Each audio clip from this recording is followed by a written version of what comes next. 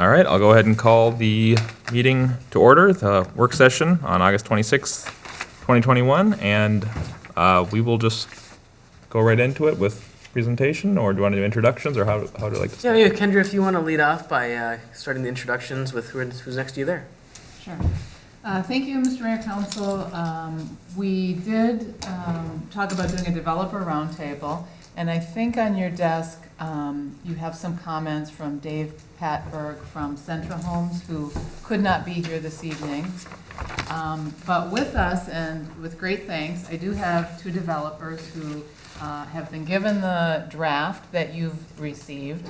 And what I'd like to do is introduce them very briefly and then let them tell you about themselves, and then have a little conversation about their initial thoughts on the draft ordinance, and then really just have a conversation with you four and them. So I'm happy tonight, starting at the end, to have Steph Griffin here.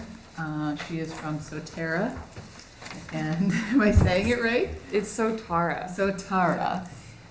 Because her company name just changed. We're all learning. Me too. Wait, what was it before? The Excelsior Group. Oh, okay.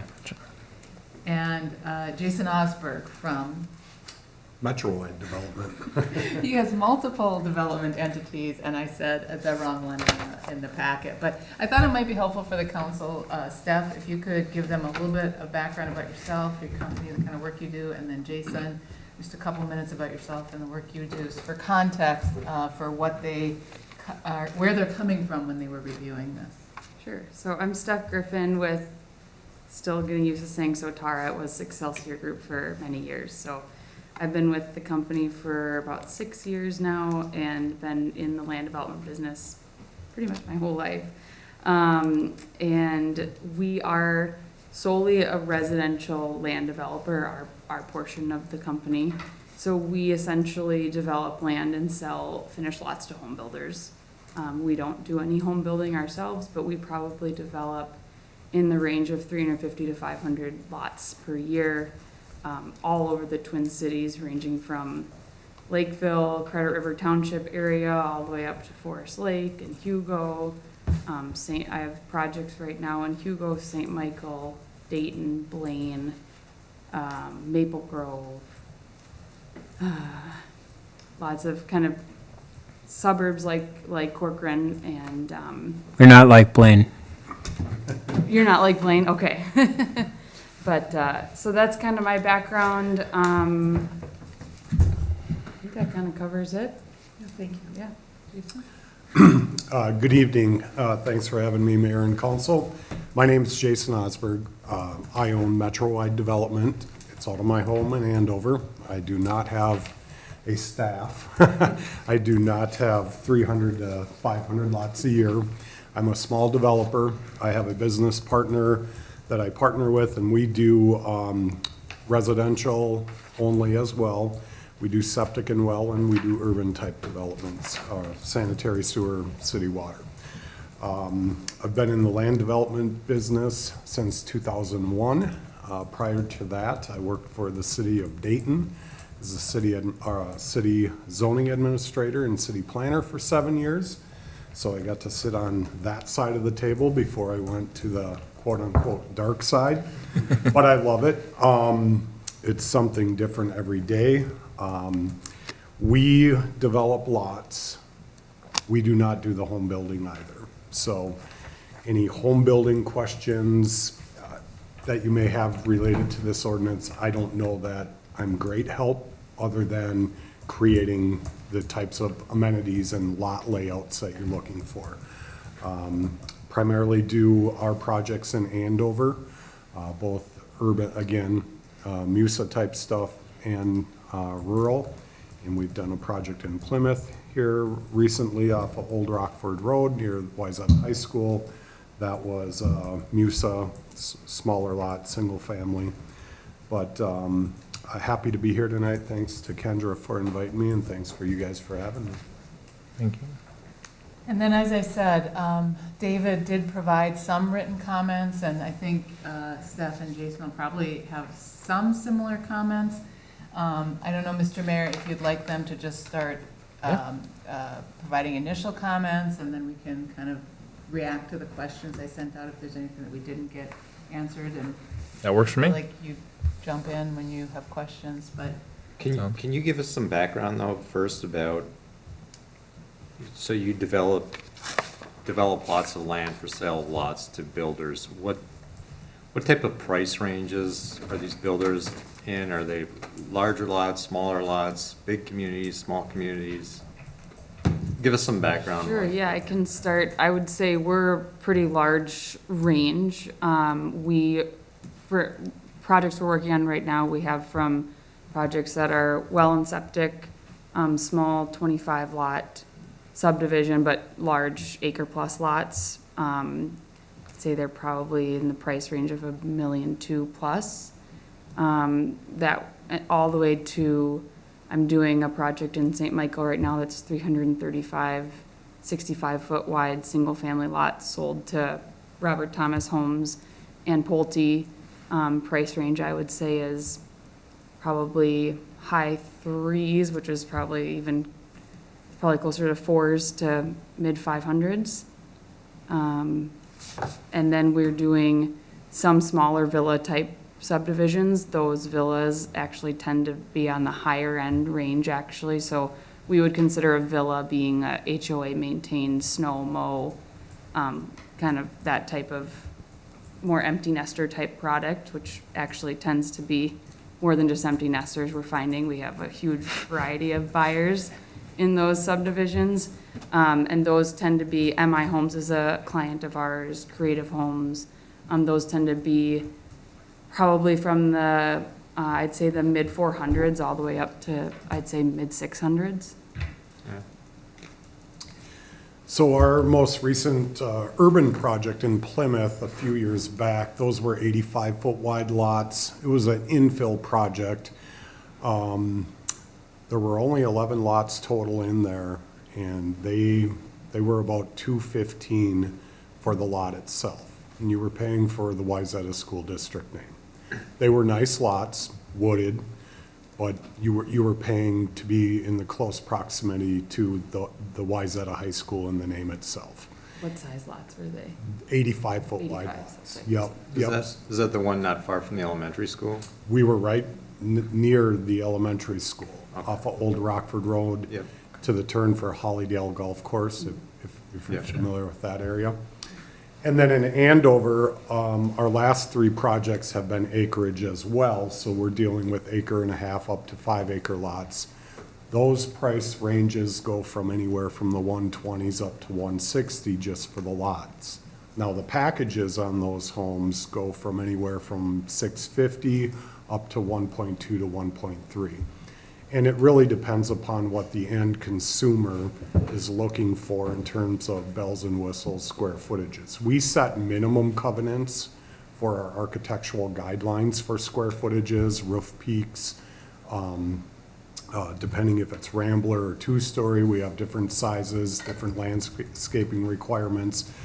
But we're finding the market, the end buyer really dictates where that overall package price ends up. And back to Plymouth, that overall package price with 200,000 plus lots, you're looking at high eights to 1.2 as well. So if I just continue for a couple more. Yeah, of course. So are you buying land on speculation and then finding builders for it? Or do you have builders that come to you that say, we want to sell this type of product, can you find us something in this area? It's a great question. I think it probably has evolved as the market's gotten as hot as I would say it is right now. Now we have builders calling us saying, do you have any lots available to sell me? I would say though, typically we find a piece of land and start working with a land seller. Typically it's a large family that's been farming it for, many years, and work with them we're usually putting land under contract with the thought that it's gonna take us at least minimum 2 years to get that entitled. So we usually have some idea in our head of who our buyers might be. We have, a lot of clients that we've worked with for many years now, and they'll kind of be lined up. We don't typically start writing purchase agreements with them until we're at the entitlement stage, just because for them, it's hard to time it. But typically, we're putting the land under contract without a builder necessarily lined up. I would tend to agree with that for the most part. We will find a piece of land that we feel is in a good school district, good marketplace, higher demand area, and we put that land under contract. Now, 2 years entitlement is maybe a little on the long end for what I'm seeing. But we're working with the city staff, the planning commission and council at least typically for 9 months to a year before we break ground. And at that point, I have a group of builders that kind of say, hey, Jason, go find us land in Corcoran, go find us land in St. Michael. And we're constantly looking for those types of pieces. So I wouldn't say, Councilmember Schultz, that we have every lot sold when we come to entitlement, but we have a pretty good idea who our builder's going to be, because a lot of the times the planning commission, city council, staff, neighbors are going to ask, what is it going to look like? And we have to have a pretty good representation of what the product type is going to be. Yeah, that's actually a really good point, that I think for both of us being just developers, not builders, it can tend to be a challenge or a hurdle for us when we're going through entitlements to present something to a planning commission and council that, well, what is this even gonna look like? I don't even know who the builders are gonna be. So we typically have our builder partners at least helping us with getting, schematic drawings and elevations that we can share, because that, we know that that's very important when we're going through the entitlement stage, and architectural guidelines are, something we're always, we kind of have a template of what we like for certain price ranges, and then we'll narrow it in with each project, but. Yeah, so you have an idea of what your builder's appetites are before you even really get to marketing it, the property. I would say that's a fair statement. Yeah. And lately, it's usually we don't market much because there's just so much demand that Right. it's kind of getting taken very quickly. Right. Yep. All right. That's all I had for now. Can I- Sorry. I just want one quick thing. Absolutely. Thank you guys for coming tonight. It- Thanks. Obviously, Yeah, there's no Thanks for having us. immediate Of course. benefit, but we're all trying to make it, we're fiddling with the code constantly to satisfy the landowners, the rest of the town, and then the builders, and it's tough. So, thank you. I've sat on, just a little background that might be helpful.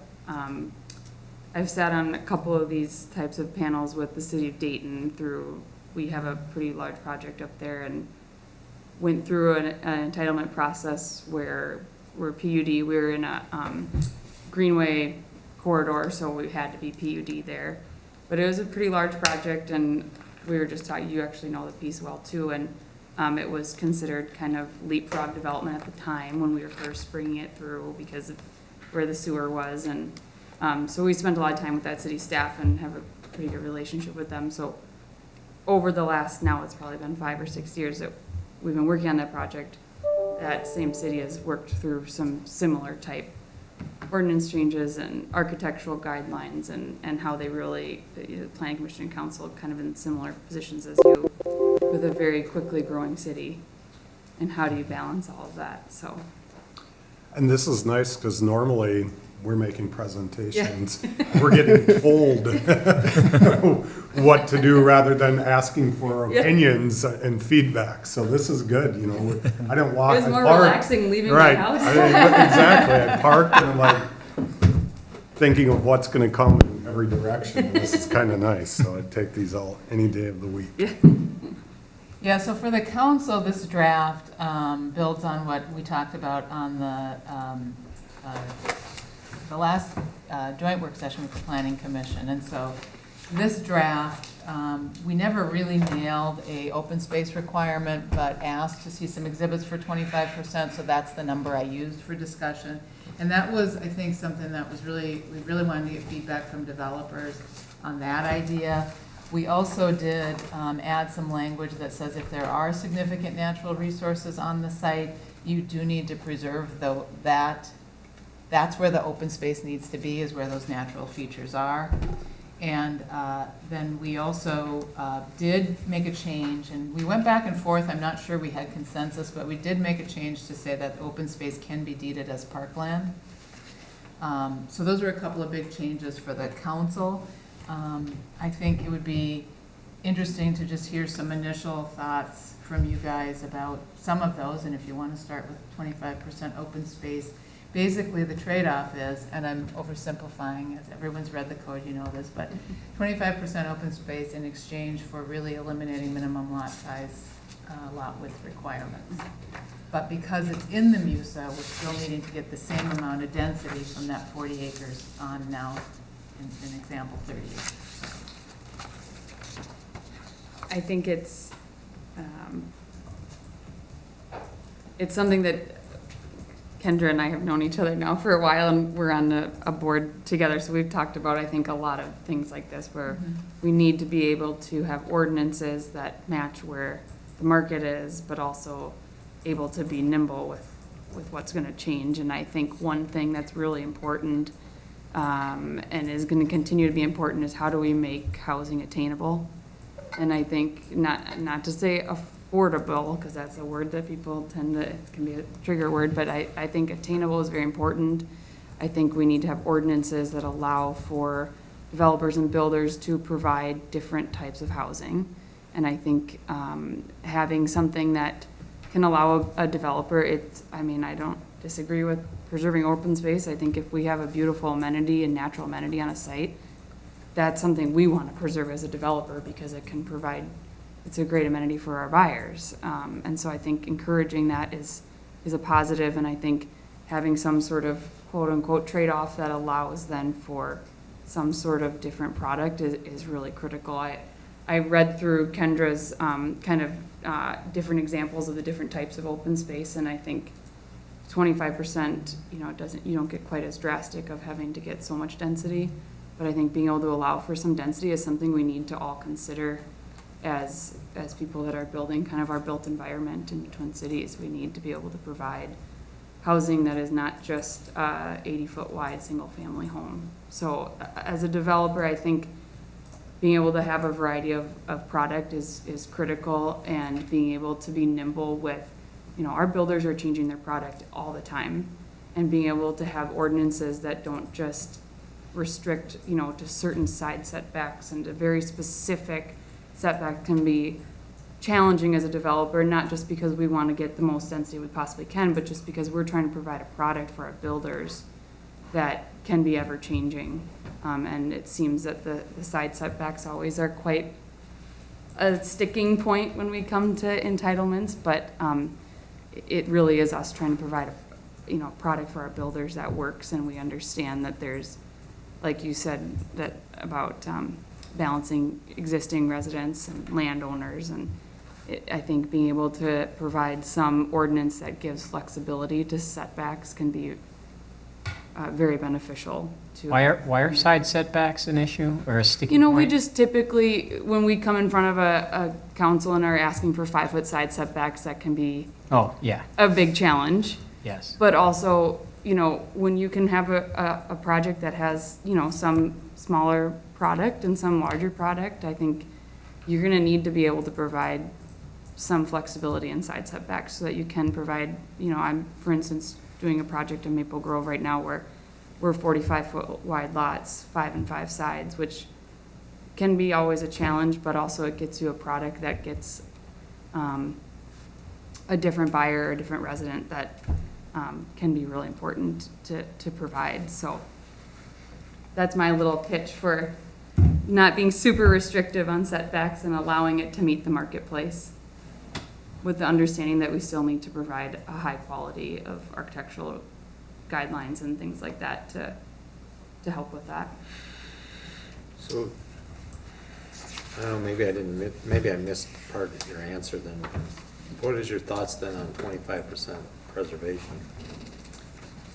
I Or did you answer it in the? No, I think I think that more the context of this ordinance is that it's something that you're trying to encourage somebody to preserve open space. So if you have as a developer, if there's an ordinance that encourages me to preserve open space and it is good quality open space or good quality natural environment to be preserving, I don't think that's something that would deter me. I think it would be a motivating factor to using an ordinance rather than a PUD.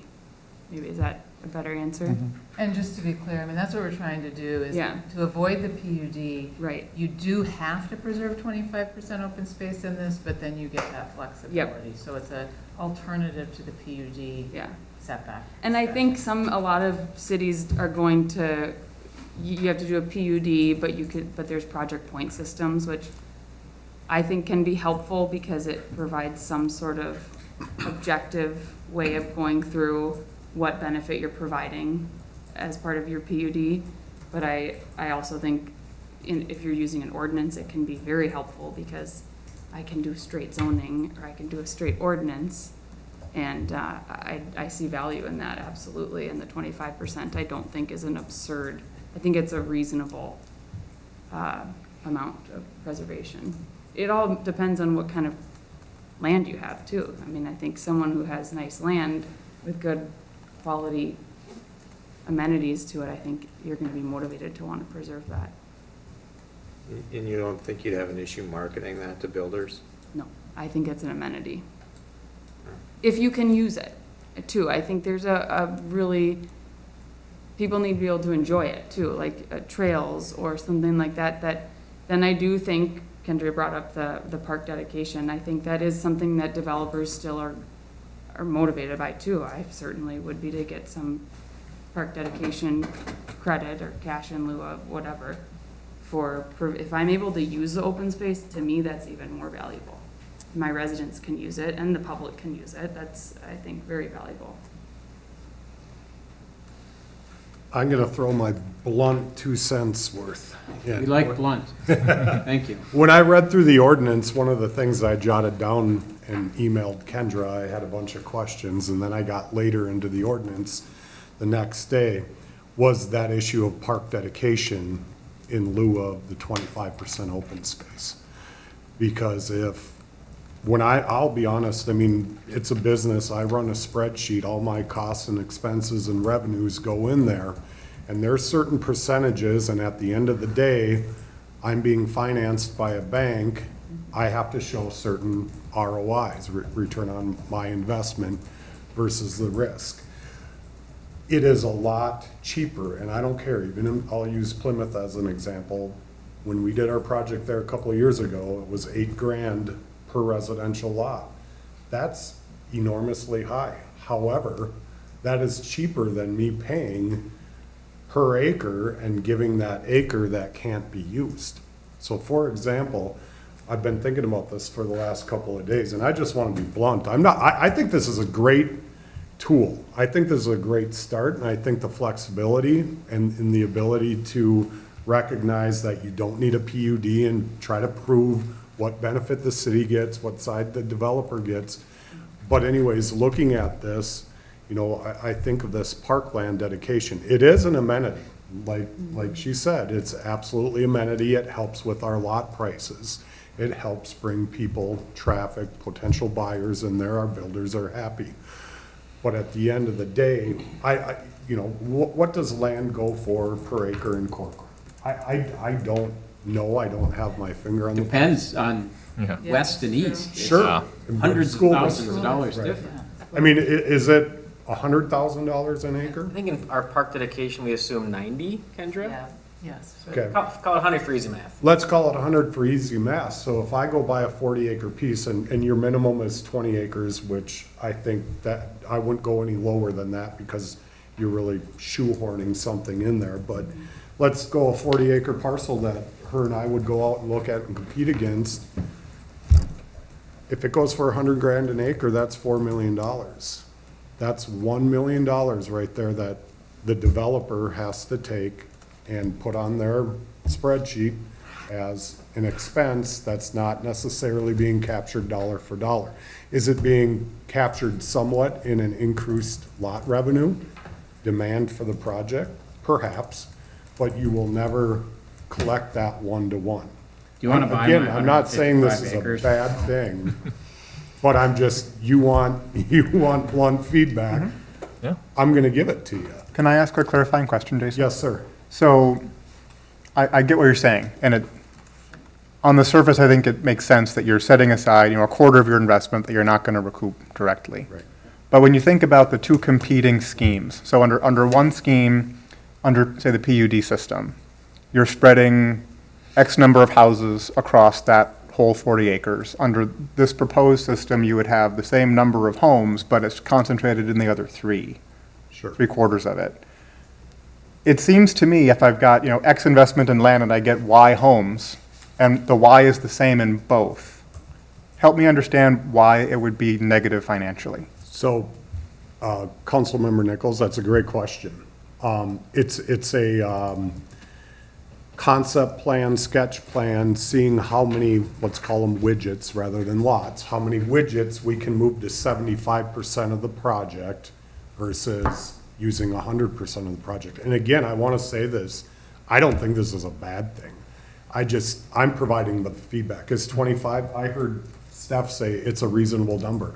I would actually agree that it's a reasonable number because to your point, if we're able to condense with narrower side setbacks, smaller lots, and if that's something that the council and the ordinance is acceptable of, it may be a close wash. But initially, when you start looking to pencil the project from the business side of things, you have to take that into account. So then it's going to the drawing board with our engineers and our planners and finding a layout that works. So that's why I say at the end of the day, it's not a true $1 million quote-unquote expense. We have to get a little more creative. Now, if I were a home builder, let's say I'm a national home builder, I'm not gonna pick any one of their names, I bet you they would like this because they have stock product that's like, okay, on that 75% of the land, I can go to this model, this model, and that layout, and we can kind of put it all in there and make it work. But I'm not a builder. I don't necessarily look at that as much as some of the nationals probably would. I don't know. Yeah, I mean, when you or I look at a piece of land, we talk to our, we either sketch it out on our own bum water, talk to a land Right. planner and see okay, let's get some 65s in here and 55s and let's see what you come up with, But it's a good point that we're not builders and we don't know the exact product, but. And fortunately, I think cities in the last 20 years have become more acceptable to smaller lots, narrower lots, because the product type isn't ugly like it used to be ugly. It has street amenity, or streetscapes look good, visual appeal to it. So if you're able to get that density and offset that expense, I'll go back to the comment I made. I don't think I think this is a good thought for a city to take a look at. Well, and just to be clear though, you could still do a PUD if you wanted to. I mean, right? I mean, this is more motivating someone to. Sure. I'd like to do something different. So I think that's actually a positive. I think having an ordinance you could go this way if you don't want to do a PUD, but you could still do the PUD and you're gonna have, you're really gonna still have that, I don't want to call it a fight, but the challenge of what benefit am I providing? What am I getting for that? Whereas there's some, I'm more streamlined. I know what I need to provide so that I can get this. And I think that's something as a developer that's a positive going into a pretty risky, unknown, long entitlement process. True. So your comment about national builders might look at this and say, this is fine, I have a product to fit this, make it work. Does that tend to push land then away from smaller builders and then more towards bigger builders? It's our constant challenge as, I think, as developers, that we sell the nationals, we sell the locals, but it's a constant challenge for sure, and we're in constant competition with them, to be honest. It's, and they're the big guys, they, You know, and I think even the local builders, the smaller builders, whether they build 5 a year or 50 a year, they have the ability to adapt to smaller lot sizes. I mean, I think have opened up their playbook and decided, hey, we can't just build this certain product type on 85-foot wide lots. I think they've adapted to smaller lots and what the market is driving, quite honestly. I mean, if they haven't adapted, they're probably fairly fortunate to still be thriving, or they're looking real soon to start adapting. I mean, say detached villas, I mean, Yeah. we look at our baby boomer population, I mean, there's just not enough of that around, and now you're seeing typical single-family custom home builders now getting into that marketplace, because that's something that's thriving.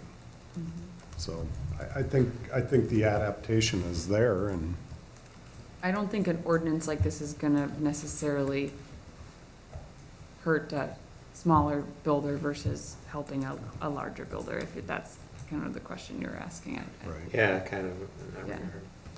If you took the park dedication out of it, right? So let's say it just goes to open space.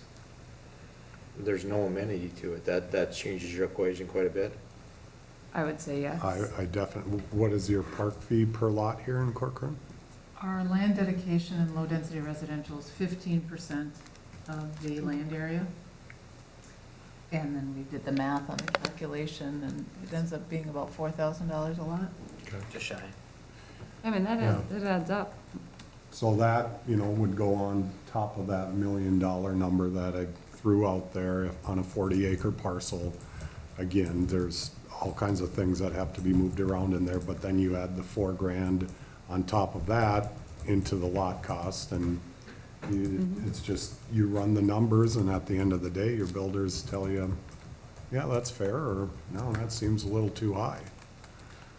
I think the other point too, to make about the park dedication from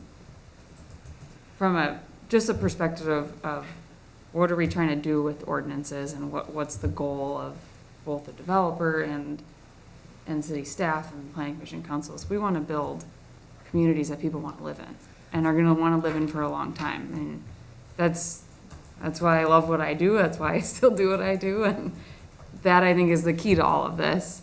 And not, the money is very important. You're not going to do a deal where you're going to lose your shirt. But I think it's very important when I'm selling a lot to a builder, and, you know, we're in a lot of projects for many years. I'm in a project that I started in 2017, and I'm still developing it. I'm in phases. And so I drive through it every day and see people living in it and enjoying the trails and the park, and that's very important to us as a developer, that we are providing something that people are going to enjoy and for many years to come. That's, I think, the point of why you guys are doing this.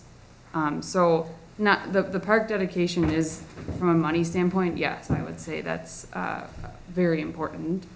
But also from, how am I going to sell these lots? And how am I going to make people happy here?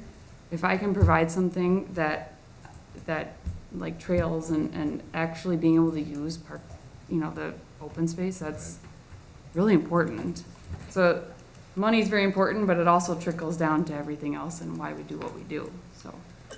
And I think it's a common misperception that developers just want to come and mow down every single tree, fill in every wetland. Quite honestly, those are our amenities. That's what brings people to our neighborhoods, and we want to keep as many as possible. I mean, that's the God's honest truth, from my opinion as a developer. Now, you see it happening where 40 acres of trees just get wiped down, and it's unfortunate, because you lose your habitat, you lose your wildlife, you lose your, 150 years of tree cover. So to Steph's point, I mean, we'd like to use the amenity as well in the backyards and be able to walk these trails. I mean, I was at a grad party in Maple Grove this past spring, and I said to my friend, I was like, who owns all this land back here? He said, it's the HOA, it's common open space. I said, that's amazing. It's beautiful. I mean, 150-year-old trees. It's like that was well thought out. And I mean, I think that's something your ordinance or your proposed ordinance here could address. I mean, stands of trees like that. So I'm all for it, and I don't mean to sound brutal on the business. What's that, can you say that, when you say that's something this ordinance could address, what is the that there? The preservation of large stands of trees for everybody to enjoy in that neighborhood, whether it's an HOA, whether it's city park. Those are areas I think your proposed ordinance could definitely protect. Kendra, do you have any like Greenway corridors or anything that are identified in the city, or do you have So- anything like that? We have a natural features map Okay. where we identified significant natural features. We used to have a Greenway corridor, but it officially fell off of our comp plan, although I do have a map in the packet, and Brad, I think, might be pulling it up, that shows how that overlays with our significant natural features. So we do Kind of have, still drive with, yeah. yeah, they kind of, this is the zoning map with the colored blobs that are significant natural features, and I think the second map, those hash marks, is the Greenway, which really just lays over those natural features, which are those colors. And is part of your ordinance that if it's in the Greenway, or is there any sort of required PUD? So or- what we said is, if you're gonna use this tool, you have to have the and you have a significant natural feature as identified on the map, the previous map. That's, yeah. Not the Greenway specifically in this draft. We did not include the Greenway in this draft. We said if it's the significant natural features from this map, you need to make sure that your open space includes that and preserves as much of that as Yeah. possible. Understanding that there probably are some parcels where it might exceed the 25%, so it's not saying that every piece of that would be removed, but if it's there, that's where your open space needs to be. Beyond that, our code doesn't have any restriction that says that for any other site. We have pushed through the PUD to do that, Mhm. but there's not a code requirement. This is a good use of that. This would be the first time we had it as a requirement in exchange for that flexibility. Can we talk a little more about the ways we could incorporate the park dedication into this? So if I remember our earlier conversation at the last work session correctly, we talked about if the development includes trails that will be open to the public, that might be something that we would give credit for the dedication, not necessarily just for the trail, but for more of the open space. If we were to follow that model and the open space is maintained by, say, the HOA, what impact would that have on the parks program and our ability to fulfill the parks plan? I mean, essentially, you would be having open space parks that are maintained by HOAs, rather than having land that the city is buying over time. And depending on the degree to which it's done. You want me to take Say it again? At that point, they're not really a public amenity. Well, that would be the requirement, right? We talked about if it's open to the public, that's the trigger for allowing it to count for park dedication. If it's just private, then it wouldn't. Would a builder go for having an HOA managed public entity? Like, that doesn't seem to add value to the people who are buying. I was just gonna ask that question of what would be the extent or the language of how it needed to be maintained.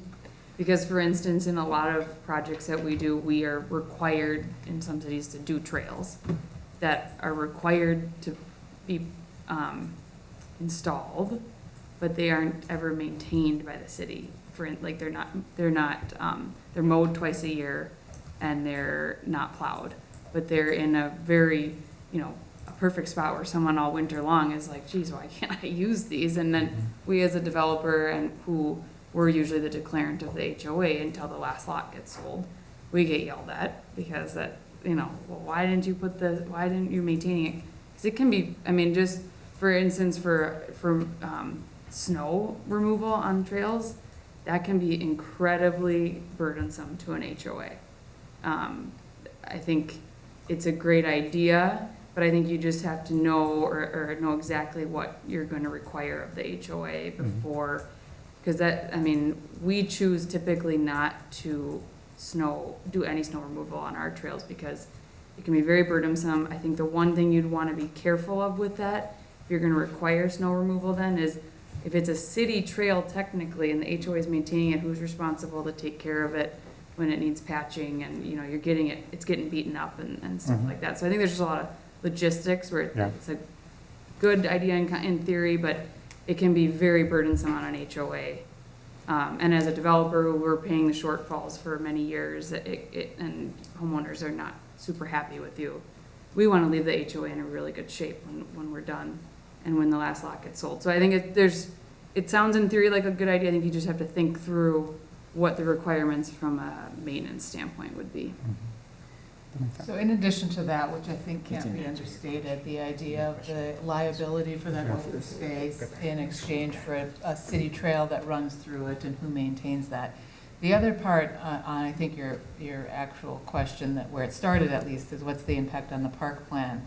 There is a cost to that, because if we are not getting that park dedication money, which we use as a basis when we set our park dedication fees, we calculate all the land that's going to develop between now and 2040 and at what that density would be, and figure out how much land we can collect in order to pay for our cost, the estimated cost of acquiring parkland and improving parkland, like trails specifically. And so if we now have 40 acres that we develop, and instead of getting that $800,000 in park dedication, we've lost that. And so how are we gonna get that money that we need to buy and maintain our parks? Well, we're probably gonna have to either eliminate park amenities or raise park dedication fees elsewhere. So there is that impact. And then the issue of whether, if the city has to now, if we take that as public open space, there's a cost to that that's not built into that plan. So now you've lost money and increased cost with this. So those are a couple things specifically related to our plan. And again, like I said, you can raise fees and you can reduce amenities, eliminate different parks elsewhere, but that's sort of the balancing act from the city bottom line. That's exactly the answer I In was addition to that. Yeah. trying to get. So let me press a little bit into that, in some of the detail. And I know this is just freewheeling discussion. I'm not proposing anything specific here. But so we've got a park dedication system to generate parkland and trails. If, I don't know, say 1 in 3 developments follows this model, I'd be happy if that happened. We end up generating 25% of that development space becomes open space. There would be trails within it. Does that reduce the need for park dedication funding because you're getting it as part of the development?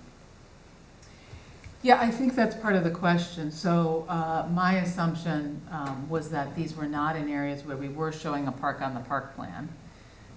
So one, it's probably a different discussion if we had a neighborhood park or some park in this particular piece of land. But yeah, that's what I mean by eliminating parks. So if you got a piece of park on a parcel through this program where you didn't have a park on the park plan, one of your choices other than raising fees would be to eliminate a park elsewhere. You could do that, then you have the conversation. Usually the parks that we're showing are neighborhood parks, which have amenities. Mm-hmm. And I think these, at least as we've drafted it so far, are not those parks. So there's some thinking. But you could absolutely say, we're getting this one from Jason, so we don't need a park in Steph's project up here. Mm-hmm. Okay, so it's complicated. Thank you. Did you expect it? No, I didn't think it was. We're good at complexity. Brad can handle it, right, Brad?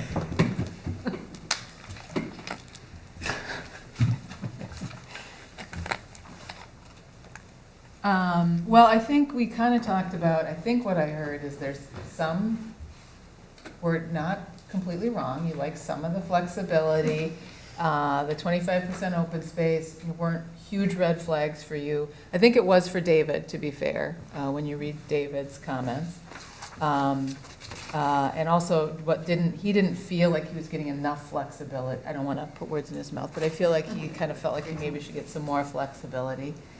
I think you guys felt like the preserving significant natural features is something you try to do anyway, so that was probably not out of whack. The 20-acre minimum lot size, I know Jason said he felt like that was okay, Steph didn't have a problem.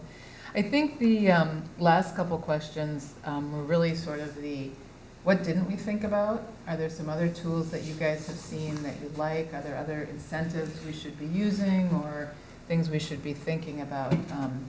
We did look at a couple of other cities' ordinances. We looked at Dayton's, couple of examples.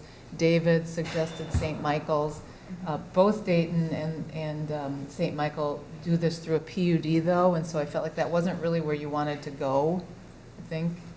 Kendra, may I ask, Change that. can I ask, to add on to your question?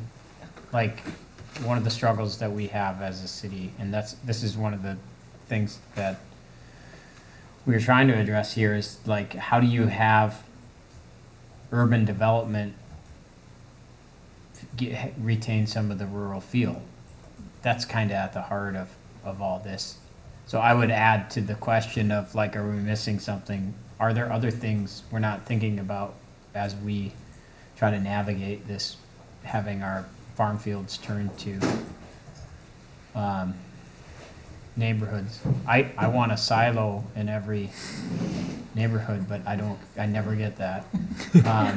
But are there other things we're not thinking about when it comes to those specific challenges too? Well, we have a silo in our Andover project for our third phase, as a matter of fact, Are you because serious? it's part of the John might be Peterson interested. Farms. It's the It's heritage. not a new one. Where do you want to do it? It's going to be the entrance monument to preserve the character. I get one vote. I But- have a silo that we just found a lot of really nasty corn in that got torn down, so I don't know. Just put a new one. No, I mean, I like this because I think you're thinking outside of the box. And you're right, you're in an area where you're in the MUSA, and the characteristics of the agricultural, the farm, the open space are going to be changing.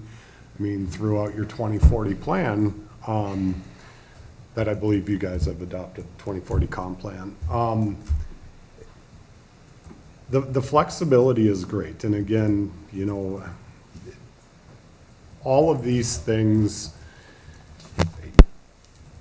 it's hard, because a lot of times decisions, right, wrong, or indifferent, are made based upon neighborhood feedback, concerns, complaints, and you don't always have the ability to have a creative ordinance that provides that 25% open space preservation. Whether it's HOA, whether it's city-owned, it's still perpetual open space that's gonna characterize your city for your neighborhoods. And again, I don't know how it works in Steph's neighborhoods, but our HOAs, even though it's for that specific development, we name it Peterson Farms HOA, there's no way to police or enforce any other resident of that community, or any other community for that matter, from using it. I mean, we want it to be used, we want it to be enjoyed, we want it to be utilized, and we want people to see the scenic beauty and the natural beauty that we saw. So, you know, even if it's the HOA, and that is a deep discussion that, you brought up about the park dedication and HOA and who maintains it. But the fact of the matter is, you're preserving that open space, and whether the city owns it or the HOA, it's open space. And one of my notes I jotted down as I wrote through this was, is that open space ever gonna be allowed to be developed in the future? And clearly, when I got to the end of the ordinance, it's perpetual, and I think that's a good thing. So I commend you guys for thinking outside of the box and asking Kendra and Landform and us to provide feedback.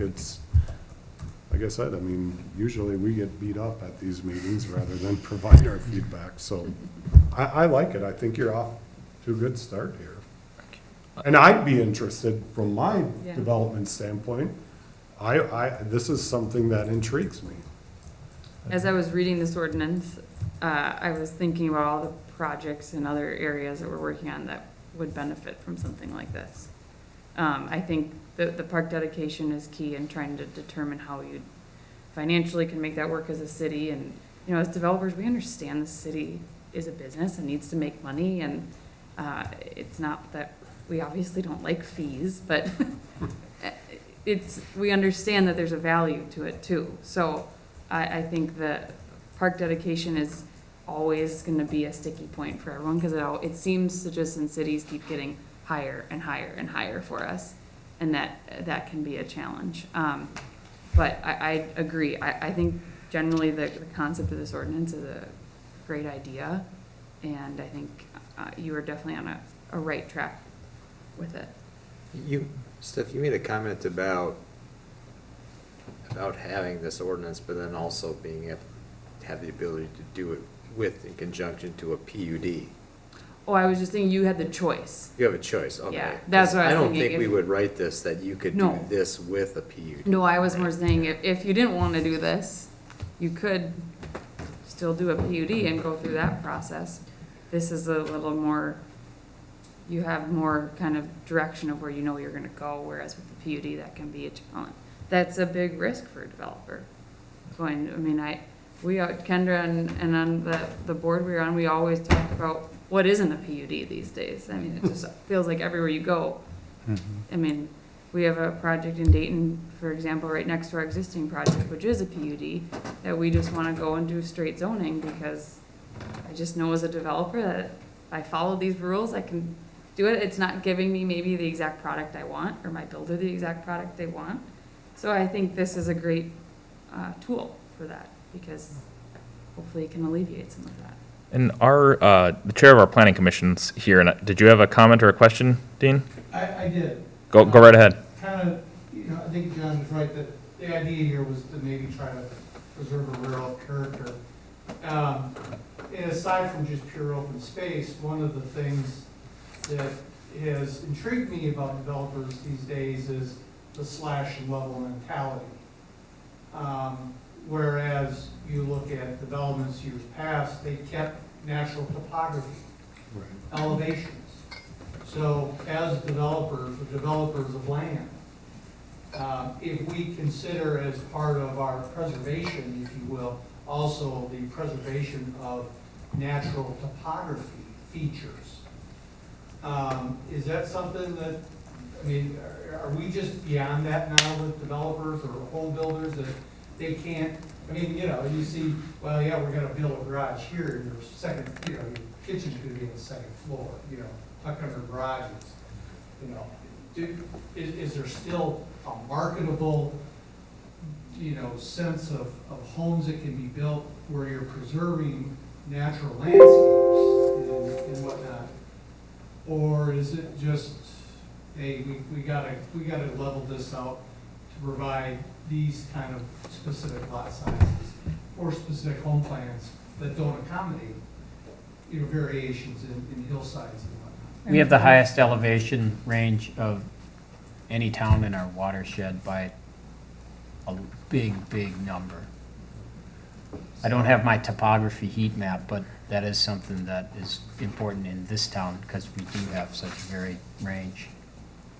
You wanna take- Sure, I'll take a stab at that. I think it's a great point. I think it's a constant challenge of the rural versus, unfortunately, it's become rural versus development, and development tends to be ugly, and people think that it's gonna be ugly, and I think that's unfortunate, because I do think if you're somebody that's worked with land for a long time, can stand on a piece of property and see how something feels and where my topography is, I think that's important to us as developers.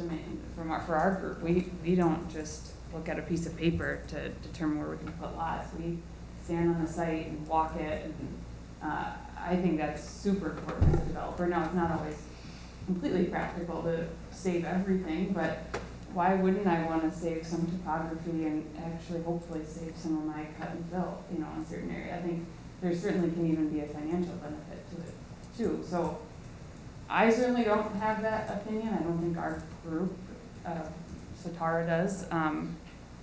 I can't speak for everyone else, but I think an ordinance like this can help motivate somebody who has that value, the developer, to use this to work with the land, and I think that's, yeah. I agree. Typically, we go out on site as we're looking at the property initially the first few times, whether we're driving it, walking it, and get a vision in our head based on topography. Now, probably the biggest reasoning for what you're describing, was it Brad? Dean, I'm sorry. Dean. I think the biggest reasoning for that happening, Dean, is everybody wants a lockup style foundation. And eliminating trees, that's the enemy of the lockouts. And I was thinking, and one of the notes I put in here was, hang on, because it was to that very question, likely create flat or full basement foundation styles if preserving trees. Yeah. Because if you're backing up to a part or a stand of trees that's going to be in that 25% area, you're probably having a flat foundation or a full basement or your detached slab on grade villas in that location to preserve those trees. And again, I think that's a good thing. And to Steph's point, I mean, when we design this, we don't want to have to cut and fill any more than we need to as well. Again, from the business side of things, because of the expenses. We'd like to keep it natural, and you can create them, you can create your architectural guidelines to create like ranch style homes and different layouts. Now, yeah, the area of the tuck under garage and, you know, the steps, I mean, you know, it's up to, I think people will buy it if you go and create street curb appeal. I mean, I think of Liberty on the Lake and Stillwater from 20 years ago. I mean, I don't know that any of those are really walkouts, but they have curb appeal and they save a lot of trees. And that was the preservation of, or the requirement of tree preservation, and it looks great. So it can be done. Is it as easy to do it on a 7,000 square foot lot as it is on a 2.5 acre lot? I was just gonna say, you're getting into when you start talking about some of this, I mean, I think it's. Because I know you do urban and I was just rural. gonna say, it sounds great, the rural feel can be much more easily achieved by having larger lots, which is great. I mean, there's a market for it, but not everyone can afford that. Not everyone wants to live in that. And I think as a city and as developers, it's really important for us to be able to provide the variety, which I do think this can help do. But I think we struggle with this a lot, that it's, well, you're just providing 55-foot wide lots that are just gonna be the same house over and over and over again. And there are a lot of tools that you can use as a developer to help make it look nice and make it feel nice. And the topography is one definitely way you can do it, and amenities and architecture and things like that that are just as important, I think. It is probably easier on septic and well rural style lots, because when you're dealing with sanitary sewer, water main, Yeah, I mean, you're yeah. dealing with certain depths and storm sewer from an engineering perspective that just have to be done, and that's based on elevation versus your septic system and your well on an acre plus lot. It's easier to preserve those trees and build custom graded style lots. I mean, we have those in our neighborhoods. We custom grade and let the builder and user figure out how they want to work the natural terrain into their new home, rather That's than gonna be us more- assuming this is what they're going to want. And that's gonna be more custom, Exactly. you know, higher price point. We Yep, do that, the yep, same thing. yep. We just did it actually in our project, Woods in Medina, just down the road here, where we, tried to preserve as many trees as possible and try to leave what's left for then the builder to determine how they're gonna do it on each lot. But those tend to be more expensive homes. So these examples that we used in here all shows the 25% as a continuous piece of property. Would it change your dynamics greatly if we allowed that 25% to be split up in chunks so it could be moved around the development? I think that was gonna be one of my questions, was if it was still contiguous. I think you might maybe wanna give yourself some minimums that people would have to maintain, because then someone's gonna. Yeah. And I do think there's Yeah. value in it, and I think it gives maybe there's two great resources on the site, or amenities on the site. I think you're maybe limiting yourself by forcing the contiguous portion, but you gotta give yourself some kind of ability to not let them split it all up, but. Was there reference to no more than 2 non-contiguous in here? Yes. Yeah. Yep. No, I mean, that's a good question, because there might be on a 40-acre parcel or a 60-acre parcel, 2 10-acre stands of trees completely on the opposite corners that would be of what you're trying to achieve here, I think, with the ordinance, preserving your high amenity areas. And a value to the residents. Absolutely. I mean, they're gonna enjoy that more than if I live on one side of the project and the nice amenities over on the other side. It's nice to be able to have. That's a good point. If I was considering moving in, I would much rather have 2 stands of trees than 1 stand of trees and an open prairie on the other side of the That neighborhood. I have a harder time getting to. Right. Yeah. I wanted to follow up, you said in the beginning, Steph, that, with your projects, often it's 1 to 2 years from the time you start until the entitlement. Is that driven primarily by the PUD negotiations? How much faster do you think it would go if you were doing something that was by ordinance? That's a really good question. Hard to answer, but I would say the PUD definitely adds.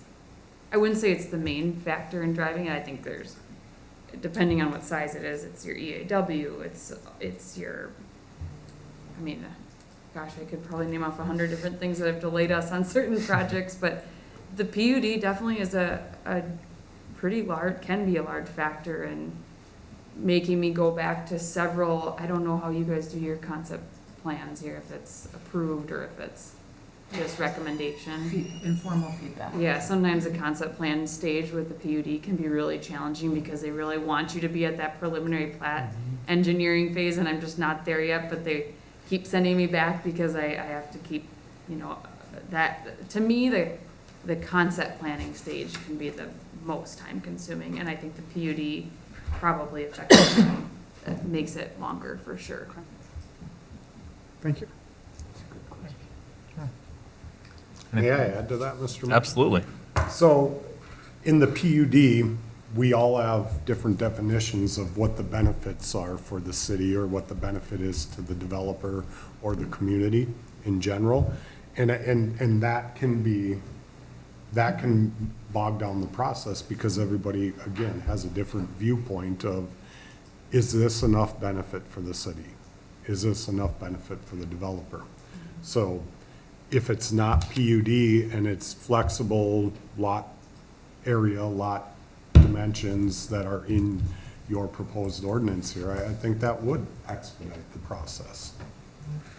Especially from a planning and design, I just think that Right. that can take us a lot of time. Gotcha. Anything else?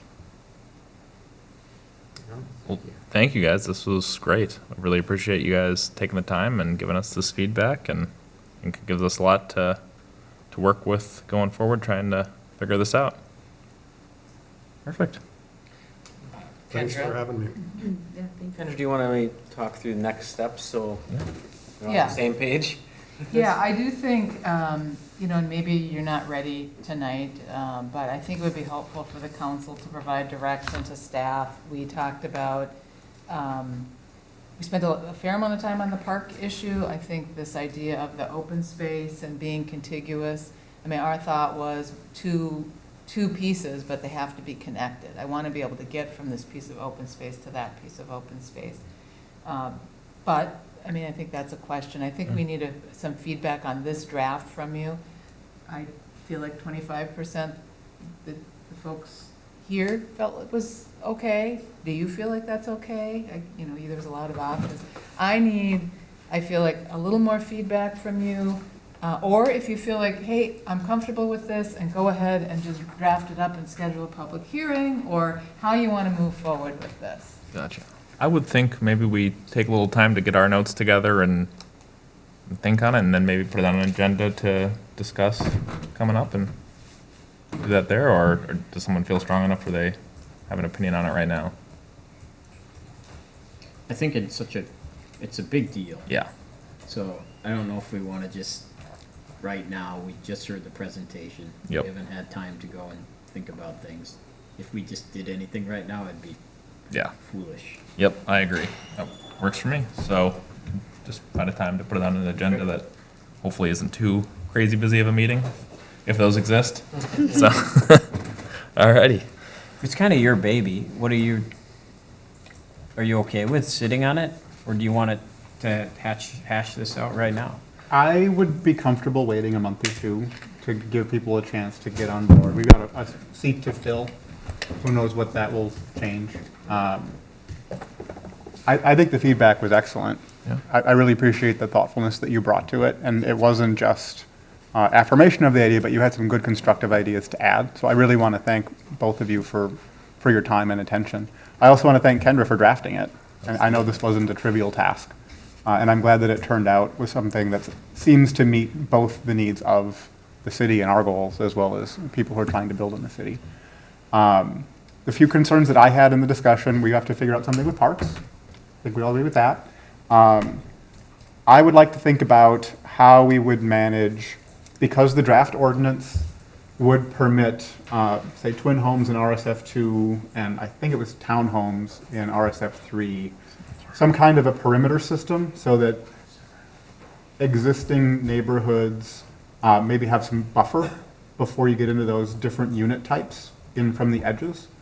I'm not sure exactly how we would want to do that. But broadly, I think there should be a way forward, and I think once we find it, it's going to be great. I don't think we need to do it today, but those are the main things I'd like everybody to think about before we debate it again. You just build a huge wall between those. I think it's helpful we had this discussion too, and that it's on video, so we can get feedback from the public who's heard these comments as Yeah. well from you guys, so Be great. appreciate All that. right, we'll get it on a future meeting. Awesome, Sounds good. thank you. Thank you All guys. set to adjourn? Thank you both very much. Whenever you're All right, can I get a motion to adjourn? I'll move. Second. All those in favor say aye. I thought I was going to be late. One of our presidents, Okay, so here's the question. the only